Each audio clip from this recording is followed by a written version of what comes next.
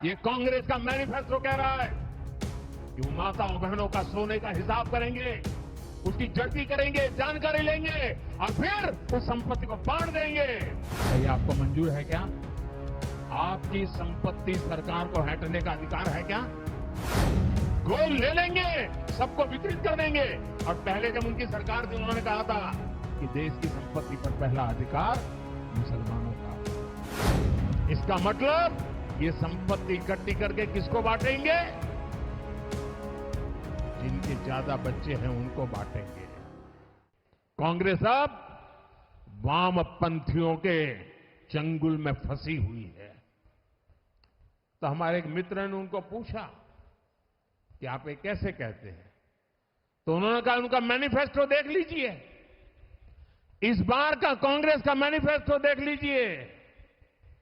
कांग्रेस ने अपने मैनिफेस्टो में जो कहा है वो चिंताजनक है, गंभीर है और ये माओवाद की सोच को धरती पर उतारने की उनकी कोशिश है।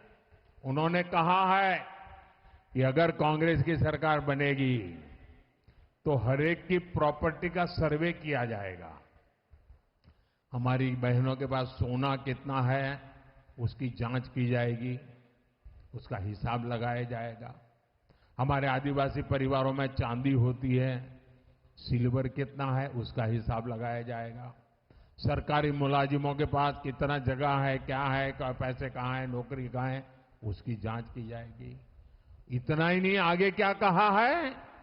ये जो गोल्ड है बहनों का और जो संपत्ति है ये सबको समान रूप से वितरित कर दी जाएगी। क्या ये आपको मंजूर है क्या? आपकी संपत्ति सरकार को हटने का अधिकार है क्या? क्या आपकी संपत्ति को, आपने मेहनत करके कमाई हुई संपत्ति को सरकार को ऐंठने का अधिकार है क्या?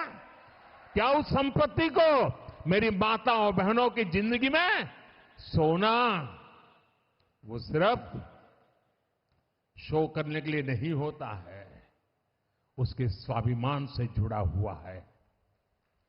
उसका मंगलसूत्र वो एक सोने का कीमत का मुद्दा नहीं है, उसके जीवन के सपनों से जुड़ा हुआ है। तुम उसे छीनने की बात कर रहे हो अपने मैनिफेस्टो में। गोल्ड ले लेंगे, सबको वितरित कर देंगे।